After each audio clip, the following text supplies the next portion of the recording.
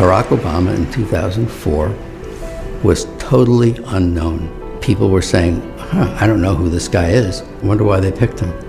He had this reputation as a bit of an upstart, as sort of a young, rising figure in the party, but no one knew who this guy was. This was his chance to introduce himself to people. Tonight is a particular honor for me because, let's face it, my presence on this stage is pretty unlikely. My father was a foreign student, born and raised in a small village in Kenya. What makes a great political speech is if you can somehow fold your story into this larger American story. The next thing he says is about his mother's family. His grandfather fought in World War II. He used the GI Bill. They settled in Kansas, so white people could say, he's just like us. My parents shared not only an improbable love, they shared an abiding faith in the possibilities of this nation. I stand here knowing that my story is part of the larger American story, that I owe a debt to all of those who came before me, and that in no other country on earth is my story even possible. Going into this speech, we've had 4 years of George Bush, and we felt as a country like we've grown further apart. 2004 was very much a divisive partisan race. Obama's speech is in some ways an antidote to that.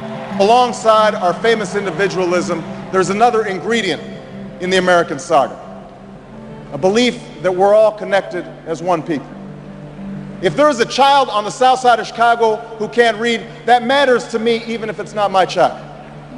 If there's a senior citizen somewhere who can't pay for their prescription drugs and having to choose between medicine and the rent, that makes my life poorer even if it's not my grandparent. It is that fundamental belief, I am my brother's keeper, I am my sister's keeper, that makes this country work. E pluribus unum, out of many, one. He gives a speech that presages his entire political message of 2008, which is this sort of post-partisan argument. Now, even as we speak, there are those who are preparing to divide us. The spin masters, the negative ad peddlers, who embrace the politics of anything goes.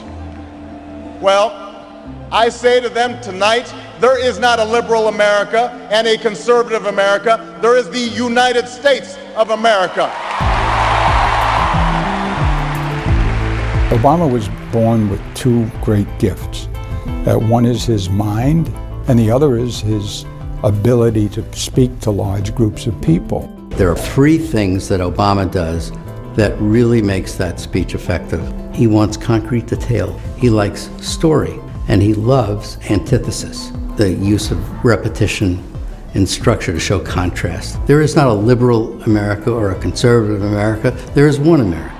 There is not a black America and a white America and Latino America and Asian America. There's the United States of America.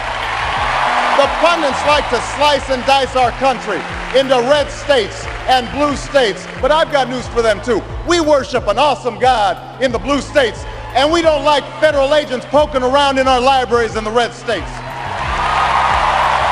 We coach Little League in the blue states, and yes, we've got some gay friends in the red states. We are one people, all of us pledging allegiance to the Stars and Stripes, all of us defending the United States of America. The way he uses his hands, he actually points a lot and does a lot of this, and a lot of this, and a lot of that. In doing so, he gives off this sense of energy.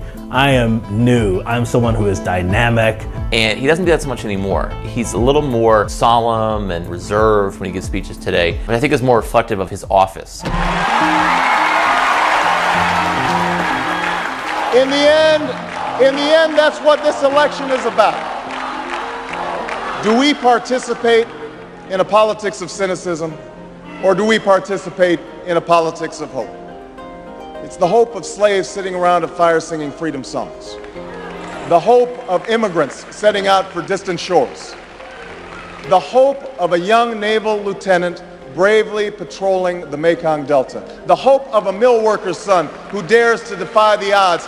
The hope of a skinny kid with a funny name who believes that America has a place for him too. Hope in the face of difficulty. Hope in the face of uncertainty. the audacity of hope. His appearance at that convention, which was the best speech of the convention, better than John Kerry's, was electrifying, and without it, he wouldn't be president.